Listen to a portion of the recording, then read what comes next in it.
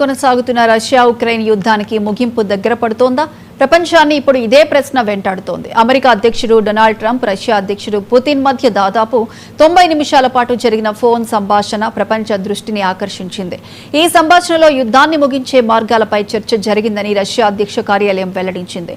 యుద్ధాన్ని త్వరగా ముగించేందుకు తాను సహకరించేందుకు సిద్ధంగా ఉన్నానని ట్రంప్ మరోసారి స్పష్టం చేసినట్లు క్రెమ్లిన్ తెలిపింది. ఈ చర్చను వ్యాపార ధోరణిలో సాగిన నిర్మాణాత్మక సంభాషణగా కూడా అభివర్ణించింది. ఈ సంభాషణలో ప్రధానంగా ఉక్రెయిన్ యుద్ధమే చర్చకు వచ్చింది.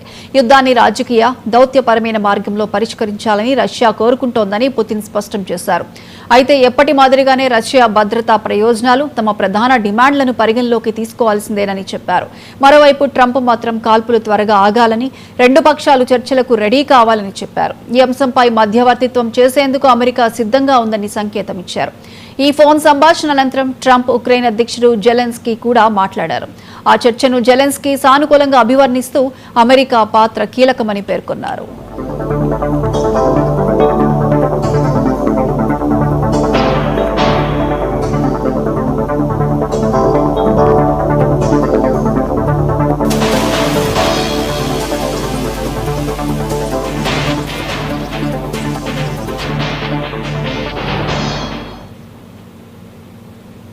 ఈ ఫోన్ కాల్ సానుకూల సంకేతమే అయినా నేల మీద పరిస్థితులు భిన్నంగా ఉన్నాయి. అత్యంత పెద్ద సమస్య భూభాగాలదే.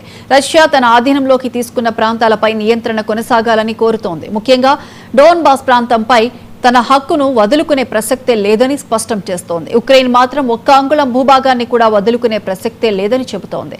ఆక్రమిత ప్రాంతాలన్నీ తిరిగి తమకే చెందాలని పట్టుబడుతోంది. మరో కీలక అంశం ఉక్రెయిన్ భవిష్యత్తు భద్రత. భవిష్యత్తులో మళ్లీ దాడులు జరగకుండా బలమైన భద్రతా హామీలు కావాలని ఉక్రెయిన్ కోరుతోంది. రష్యా మాత్రం అలాంటి ఏర్పాట్లను వ్యతిరేకిస్తోంది. అంతేకాదు, యుద్ధం కొనసాగుతున్న వేళ ఇరుపక్షాలు ఒకదానిపై మరొకటి దాడులు కొనసాగిస్తూనే ఉన్నాయి. అందువల్ల చర్చలు ఒకవైపు, యుద్ధం మరోవైపు అన్న పరిస్థితి కనిపిస్తోంది.